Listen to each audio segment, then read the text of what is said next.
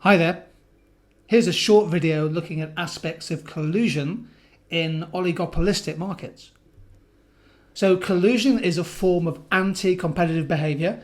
It's basically any explicit or implicit agreement between suppliers in a market to avoid competition. Now, collusion can be horizontal between two firms at the same stage of production in an industry. It can also be vertical, where two firms might try to agree to control the supply chain, perhaps from extraction through to final consumer. It can be explicit, open collusion, or it can be implicit, sometimes called tacit collusion. Some collusion is allowed by the competition authorities, and we'll look at a few examples in this video. Here are some recent cases of anti-competitive behaviour. I think the one in February 2016 is a particularly relevant one. Pharmaceutical giant GSK was found guilty in a so-called pay for delay case. What was happening was it was paying smaller pharmaceutical businesses to delay releasing the cheaper version of their antidepressant drug onto the market. And GSK was found fined millions of pounds as a result. Telecoms firm Orange has been fined for abusing its market dominance in France. And another case in August 2015 of Pfizer and Flynn Pharma charging excessive unfair prices, monopoly prices if you like, for an anti-epilepsy drug. There's a current case, of course, at the moment in the Competition Commission. The European Competition Commission seems to have an axe to grind with Google, thinking that it's been abusing its dominance in web search, in particular steering consumers towards Google's own in-house shopping services.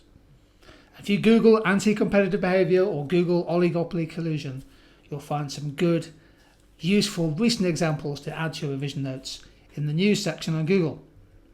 So what are the key aims of business collusion within an oligopoly?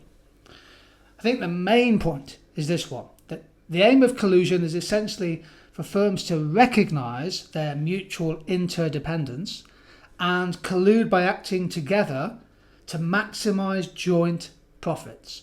That's a key phrase to use in the exam. They're trying to achieve a level of joint profits similar to that might be achieved by, for example, a pure monopolist. The second aim of collusion is perhaps to reduce costs. So businesses might have got locked into a marketing war, maybe a research and development war, which is adding significantly to a business's fixed costs. Businesses and oligopolies can spend tens of millions of pounds and dollars on marketing, on advertising. And if you agree not to spend that kind of money, then all the firms in that agreement reduce their fixed costs and can improve their profitability. And thirdly, I think collusion for firms in an oligopoly, it's important because it helps to reduce market uncertainty. Keep in mind, an oligopoly is a market structure where there's a tremendous amount of uncertainty, some of which we try to model using game theory.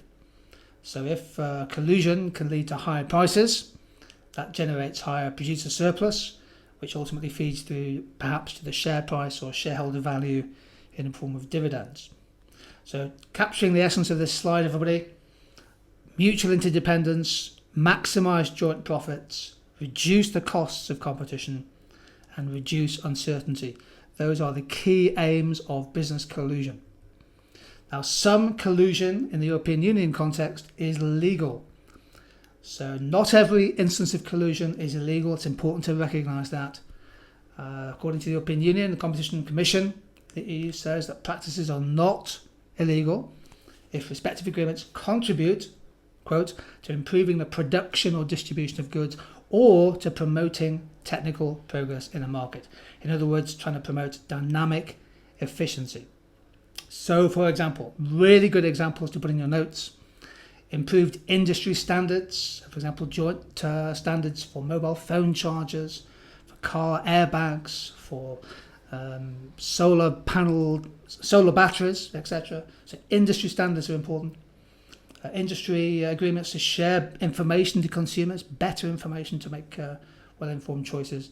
And crucially, legal collusion on the research side, research joint ventures, know-how agreements which seek to promote innovation behaviour. The EU has actually introduced a directive. It's called the R&D Block Exemption Regulation. So a really good point for evaluation, everybody. Not all forms of collusion are illegal. Clearly price collusion and vertical restraint of the types of the examples we looked at, they are illegal. But this has been an introduction to collusion. There'll be separate topic videos on the analysis diagram, the conditions required for collusion, some game theory, and also why cartels often collapse.